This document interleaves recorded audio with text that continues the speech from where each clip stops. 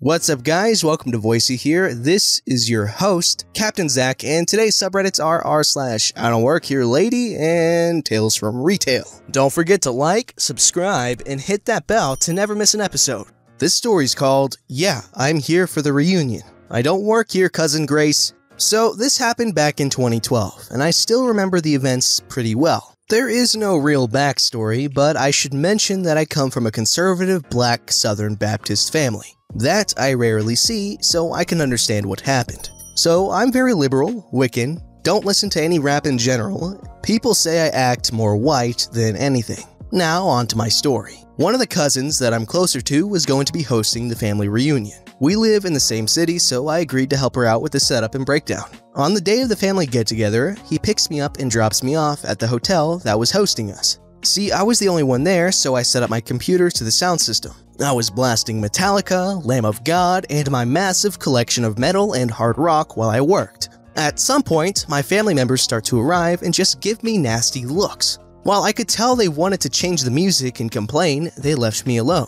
My cousin calls to tell me that he's outside with the food, and I proceed to go out and help unload. When I return with the food, Metallica's The Four Horsemen was blasting over the speakers. I carry on with my work while headbanging. It's at this moment when someone got the garbanzos to say something to me. A woman who's my other cousin, I think. Excuse me, sir, you need to turn off this music before I go find your supervisor. What? I said to turn it off or I'm getting the manager. Go on if you want. I don't work here, lady. I'm here for the reunion, and I'm more than happy to change the music to something less hardcore till Jason gets here to DJ. It's around that moment that she noticed my pentagram pendant and goes off. There's no way we have a devil worship in our family. I'm getting the manager to have you removed. Now, I want to add that she did say some other pretty hurtful and disrespectful things, but I don't want to go into it. Her saving grace was my aunt, who had just walked in. This woman pretty much raised me and knows how I get when I get disrespected. Have no fury like scrap scorned. She had no idea what was going on, but said it looked like I was going to rip Cousin Grace a new one. She straightens out the whole mess and I change the music. But not before I got petty. Lamb of God's Walk With Me in Hell, petty. For the rest of the night, I sat in a corner and gamed and chatted with some friendlier family members. At the end of the night, some of the family, close to my age, wanted to go clubbing. With most of them being from out of town, it was me they had to come to find clubs. I didn't want to be that poop shoot, so I made a few phone calls and got them into one of the better club's VIP section. Advantages of having friends in high places. That's my story and I'm sticking to it. Hope you enjoyed. Simple story, and I appreciate this guy's willingness to help those who are really jerky. However, we also must appreciate his pettiness, okay? That must always go appreciated. This story's called Wholesome Misconception by my not-so-direct coworkers. So I work/am an intern under the service desk in the Elderly and Rehabilitating Care Center. We have 10 locations where I sometimes have to visit when having serious hardware problems, or when we have hardware upgrades. Being young and in IT, they are not too strict about my dress code or anything. Coworkers must wear a badge and workers pass cause we need it to get into the coworkers only area sometimes. At this point, I was fairly comfortable with the locations and my internship and always prepared myself with some quick fix food when going to locations. But I occasionally need a boiler for this. This specific location has multiple shared living/kitchen spaces in connected linked houses. This one day I was checking out some routers with my team and staying there the whole day for checkups and more. I brought some noodles with me since I knew almost every location has access to a boiler and figured I'd ask the receptionist and help myself. So there I was, just me, my phone, and my nudes waiting for my hot water when someone came into the living/kitchen room and started talking about one of the elderly there and randomly asked me if I knew she took her medicine. I, as a quick, confused, and startled person, just stopped everything I did and looked her dead in the eye with confusion and said, "Excuse me, what did you say?" She looked at me, to my phone, and back at me and repeated herself while laughing. Maybe she figured I wasn't paying attention? While she was repeating herself, some other nurses came into the room as well, noticing our conversation and greeted me and introduced themselves. I was still very confused at what was happening here and just went with it and introduced myself, forgetting the part that I'm with IT, and I just say nothing else but my name. When suddenly, one of the nurses asks me if I'm an intern or a coworker and since when have I been working here.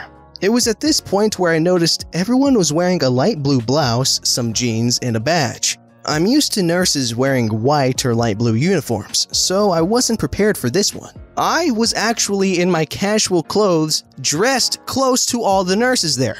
A light blue extra large blouse, open since it was a hot summer day, white shirt underneath, and jeans. I shyly laughed it off, saying, "Sorry, I'm not a nurse. I'm an intern for IT. We're actually checking issues for this location." Everyone just lost it at this point, including me. We had a good laugh, made some jokes, and I went along my day feeling funny and satisfied with my nudes. Alright, a cute little wholesome story where nothing goes insanely bad. I like it.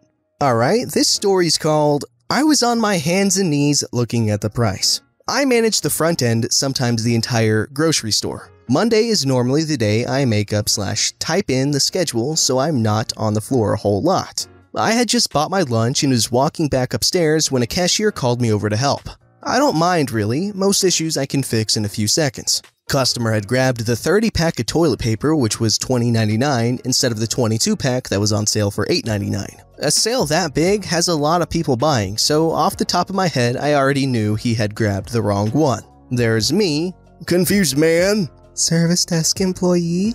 Sorry, you grabbed the wrong one. The one on sale is the 22-pack. Do you want me to run and grab it for you?"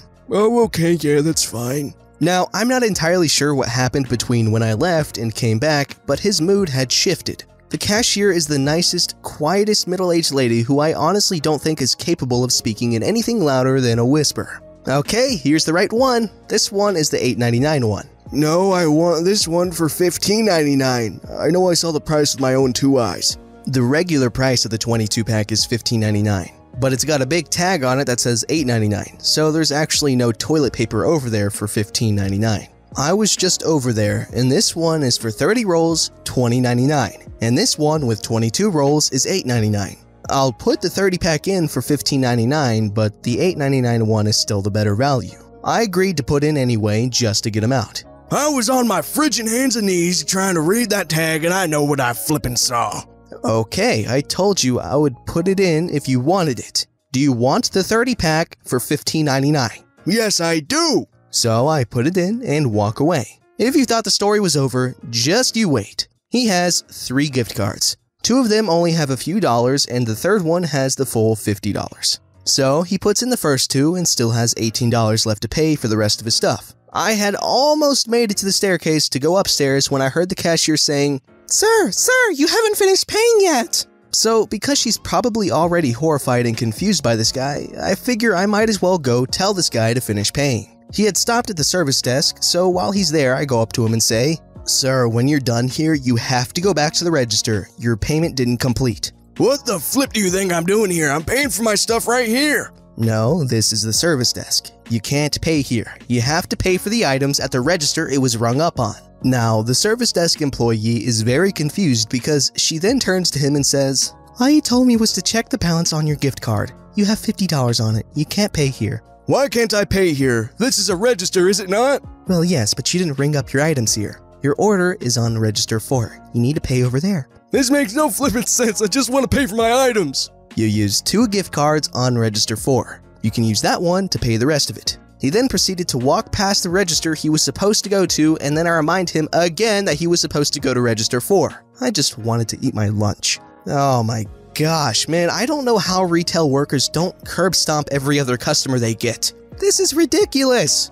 Alright, here we have an epic story called No, I don't want to move in with an attempted shoplifter. So, at the store where I work, there's usually only one cash register open at a given time. And on the night in question, I was running it. From said register, you can see the 3 other main registers, our backup, the one in the beauty department, and the one in photo. Our beauty register has a lot of free samples in the cabinets, but you wouldn't know they were there without looking in areas a customer shouldn't be. Also, right next to the register, there's a mini end cap with a bunch of travel-sized beauty products, mostly smaller versions of the things we sell in regular sizes. So, it's a busy weekend night at my store and it's just myself, a shift manager, and maybe a second shift manager. We've been a little short-handed when it comes to weekend nights lately. I'm checking people out when my shift manager, we'll call her Melanie, pings me on our walkies. "Hey, there's a blonde woman in beauty who's prowling around the register area. She's taken one of the beauty bags and it looks like she's filling it up with samples. Which is okay, but check it when you check her out, okay?" "Copy that, I'll look out for her." The beauty bags are just higher quality versions of our regular bags that don't fall apart with a mild breeze or if you look at them wrong. If we check people out on the beauty register, we usually use them, but they're not anywhere else in the store. No one had used the beauty register all day, so seeing one of the beauty bags in use would be very unusual. No more than 15 minutes or so later, the blonde woman, we'll call her Sarah, came up front to check out with the basket bulging with clearance beauty items and a distinctly drug-addled adjacent demeanor about her. AKA, I'm not sure if she was high or not, but she certainly seemed it. As I'm scanning her items, she starts to talk about her divorce, and her 3 daughters, who most of these items are for, and how I'm apparently about the same age as her daughters. That wouldn't surprise me, although I'm also probably older than she realizes. Honestly, I'm just trying to get through the transaction because I know that eventually I'm going to have to ask her about the tiny little elephant in the room, the beauty bag sitting next to her basket, and I'm not ready for that conversation. So finally, she's ready to pay, and then I hold up the beauty bag. "Can I look in this, please?" "Oh sure, it's just a bunch of samples, but I understand." So I start going through it. Most of it is samples, for sure. But there's also a few expensive perfume testers and a couple of travel-sized items from the mini end cap. And not that I was gonna say anything, but if she was looking for the good samples, she missed them. "Ma'am, these are testers, they're not samples or for sale, and I can't give them to you. And these lotions are for sale, they're not samples." "Oh my god, okay, that's fine. I thought they were all free samples. I was gonna give those to my daughters because they don't have anything fun right now, but if you can't, that's fine." Because spending over $100 on clearance beauty items isn't fun enough, I guess. Right. At this point, I'm determined to get her out the door and move on with my night, because something about this doesn't feel right. She pays, leaves, and I breathe a sigh of relief. At least the next customers in line are nice, normal, and exactly what I expect from a weekend night like that. Until she comes back in the store about 5-10 minutes later.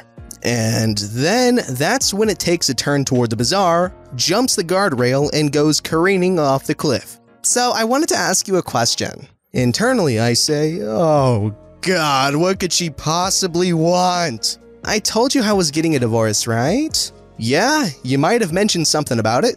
"I was thinking, do you want to move in with me into my spare room? I can't afford my giant house all by myself." "What?" "Yeah, I have a spare room. You seem like a nice girl. Move in with me, then I can afford to stay. And I'm sure it's nicer than wherever you live on a store paycheck." Yeah. No, sorry. I'm okay though. Thanks." The customer I was helping at that point kept laughing about it, and then the next time I saw said customer, let's call her Dana, she asked me about it. "So what happened to that crazy lady that asked you to move in with her?" I shrug. I never saw her again after that night. That literally came out of nowhere, so I don't know why she was asking it. Customer's teenage daughter's jaw was scraping the ground. "Oh, I felt so bad for you that night, but you handled it so well, better than I would have.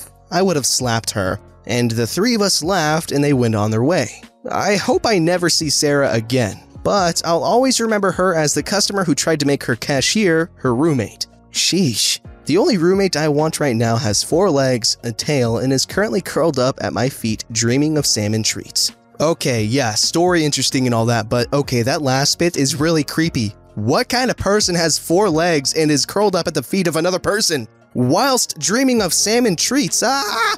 Alrighty, this one's called, "No ma'am, other retailers can't see our stock. Go ahead, you can call corporate." I started working at a large electronics retailer recently, and I've enjoyed being able to pass off any customer I don't want to deal with to my boss while I'm training. Today, I got to sit back and watch while they interacted. The lady comes in, already looking somewhat cross, carrying an old Dell Inspiron from around 2012 or so, and starts demanding to see our batteries. I told her that I don't believe we carry those in store, but I'd be happy to help her order online. She immediately started yelling at me, telling me that we did have it and demanding to see a manager. He was standing right behind me talking with the tech support team for a client's computer repair. He puts them on hold and tells her the same thing I just said, and asks where she saw we had it. Apparently, an employee at another electronics retailer told her we had one. Not another location of the same chain, but a completely different store. My manager tried to explain that we don't carry any sort of laptop batteries in store, much less for such an old model. When she starts going off on him for being rude and chit-chatting on the phone, she takes his picture and says she's going to call corporate for his rude behavior, and asks to see the manager again, I guess not believing he was the manager. Then she demands his name and employee ID. He gives her his name but refuses to give her his ID, which we use to access all sorts of private information. So she goes off on him again about how we are giving poor customer service and it's public information, before storming out of the store yelling how she's going to get him fired. Okay, come on guys, what do we expect from someone who's still using a laptop from 2012? I'm kidding guys, old computers are fine, just very bad. Don't forget to like, subscribe, and hit that bell to never miss an episode.